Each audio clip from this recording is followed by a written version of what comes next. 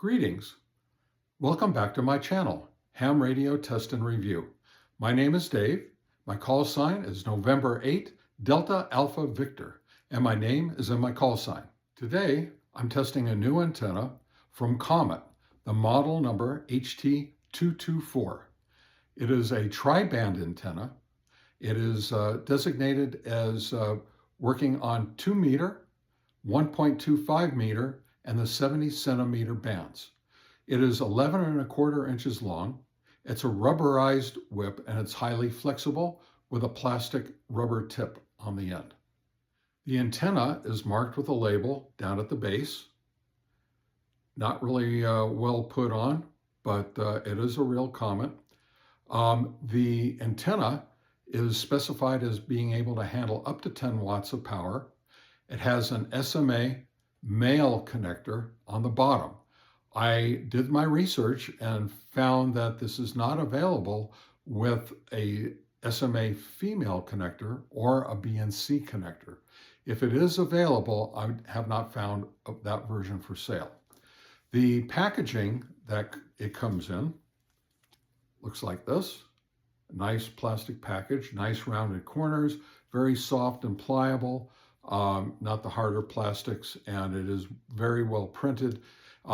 It is specified having a 50 ohm impedance, and it also comes with a little rubber grommet or gasket, whatever you want to call it. So anyway, let us get to the testing.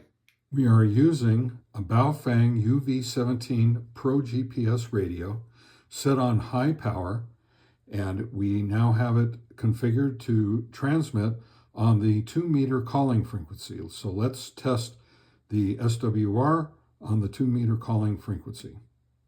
And as you can see, we get an SWR of about 1.87 with a power output of 5.38. Next up, we are going to do our SWR power meter test on the 70 centimeter calling frequency. We have an SWR of 1.20 and a power output of 3.64 watts. Next up, we are going to be testing the antenna on the 1.25 meter national calling frequency. We have an SWR of about 2.96 and a power output of 5.66. And even though the antenna is not rated for the GMRS band, I always like to test on the GMRS band just to see what it's going to do. So here we are on channel 16 of the GMRS band with an SWR of 1.01 and a power output of 4.23. Now we're going to set the antenna up with the Nano VNA antenna analyzer.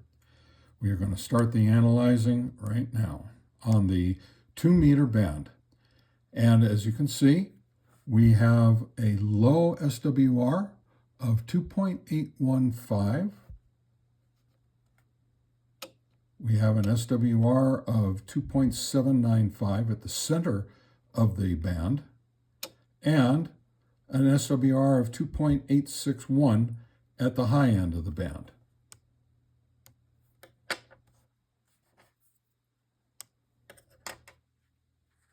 Next up, we're going to run the analyzer on the 70 centimeter band. And as you can see, we have an SWR of 2.054 at the high end of the band.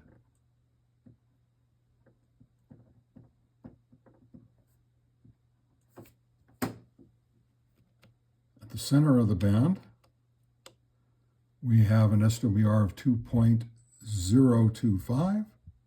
And at the low end of the band, we have a SWR of 2.034. Next up, we are going to be testing the antenna on the 1.25 meter band. We get a nice flat curve on this one.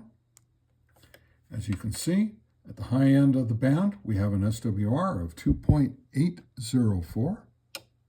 In the center of the band, we have an SWR of 2.736. And at the low end of the band, we have an SWR of 2.7 788. And for the last shits and giggles, we are going to test on the GMRS band. And once again, we're getting a nice flat curve. As you can see, at the low end of the band, we have an SWR of 2.304. At the center of the band, 2.263. And at the high end of the band, 2.154. We are now going to start the field strength tests of the Comet HT-224 tri-band antenna. This will be on the 2-meter calling frequency. Next up, we are testing the field strength of the Comet HT-224 tri-band antenna on the 70 centimeter national calling frequency. Now we're going to test the Comet HT-224 tri-band antenna on the 1.25 meter national calling frequency. And purely for reference, we are going to test the Comet tri-band antenna on the GMRS frequency 16. Here we are back at Pioneer Park. This is my favorite place to come to test HT antennas. The reason for this is because it's only about 4 miles or so, maybe 5, to my base station. But the issue here is that there are several hills in between here and my home. There are several transmission lines and also a power plant. So plenty of buildings as well. So I can kind of pan out and let you see what we're looking at. Also, I have my ham radio club nearby. They might even be monitoring me as far as I know. Anyway, so we'll be testing that on the 2-meter band, 147.480 megahertz frequency. That's a frequency that I use often because nobody seems to be on it. I've listened to it for several weeks and I've never heard anybody on it. So I try to use this frequency just to stay away from anybody else and not stepping on anybody else. Okay, I'm back and I'm getting ready to test the Comet HT-224 antenna on my Baofeng UV17 Pro GPS. We've got it all set up with the Parrot repeater at my house, and we're on the same frequency of 147.480. This is N8DAV performing a test of the Comet HT-224 tri-band antenna on an HT Baofeng UV17 Pro GPS. DAV performing a test of the Comet HT-224 tri-band antenna on an HT Baofeng UV17 Pro GPS. Well, as you heard, there's a lot of static there. That means that this antenna is not getting out to my base station with full quieting. And that means that the performance of this antenna is not that good. It's not what I expected it to be, or not that I hoped it would be. I've had several antennas that were much better than this. So I'll come right back to you in a minute and we'll try out on the 1.25 meter and see if we can hit the repeater over in Mingus Mountain. Okay, I'm back and I've got it all set up to see if we can hit the repeater on the 1.25 megahertz band. And that is approximately 20 to 25 miles away line of sight from here.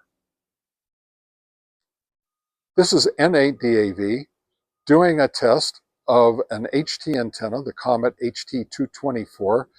Is there anybody out there on this repeater for a radio check?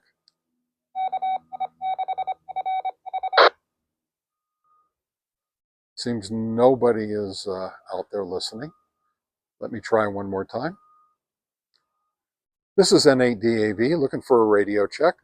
I'm looking to test this Comet HT-224 HT antenna. And it's a tri-band antenna and want to just see how it sounds. Anybody out there?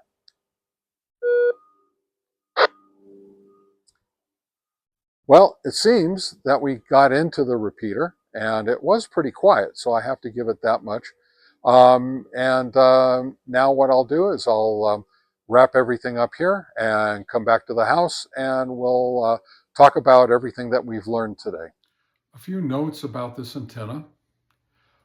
When you look at it and feel it, it feels like quality. When you compare it to the much less expensive Chinese made antennas out there, it just looks, feels, and you just expect so much from an antenna like this, especially for the price. This antenna costs $42.95. I spent $43 of my own money to buy this antenna. Nobody's giving me these antennas to test. And I have to tell you, it's probably one of the bigger disappointments. And I'll tell you why. This antenna did not do so well as far as SWR is concerned.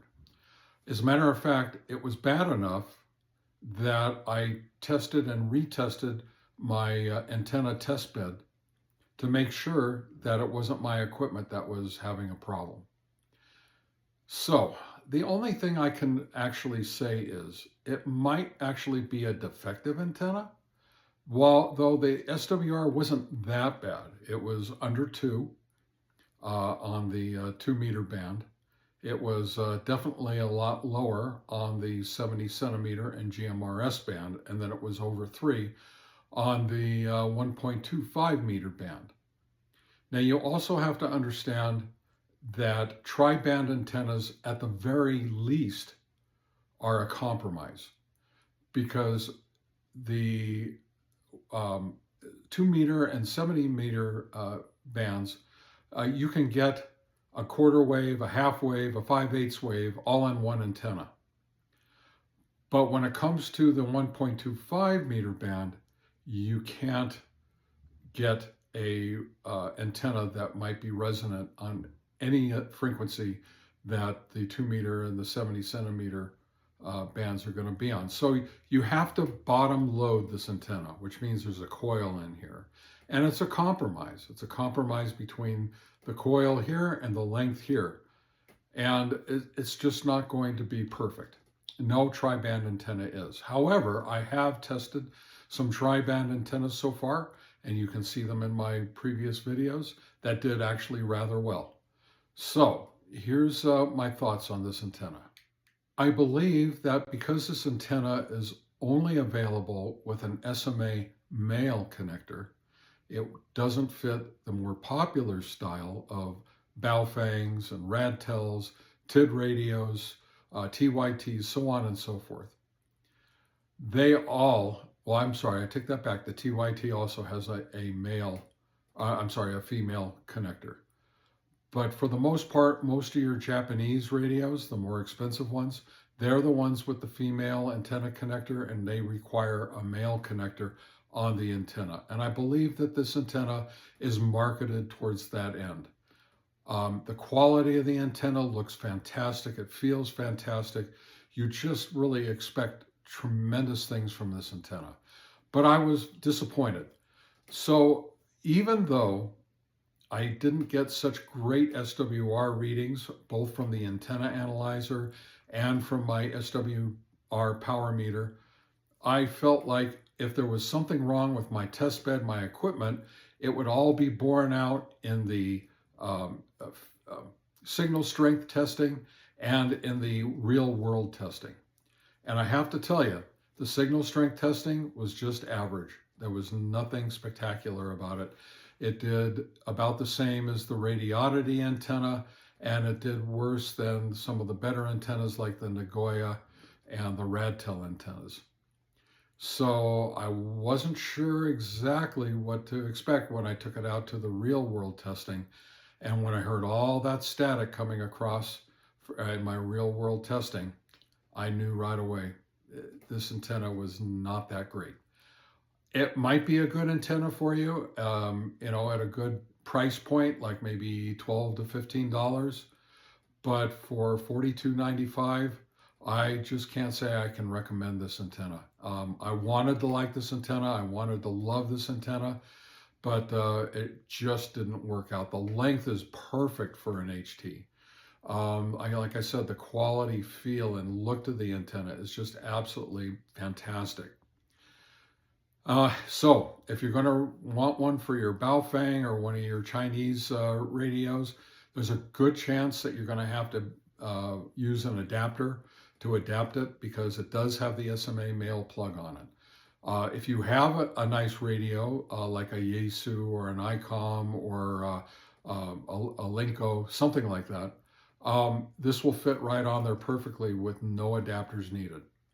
So it might, again, it might be something that that might be attractive to you, especially for that price, because those radios that I just mentioned are very good, high quality radios, and they deserve a good high quality antenna, but it will affect some performance. So again, something I just can't recommend. So those are my final thoughts.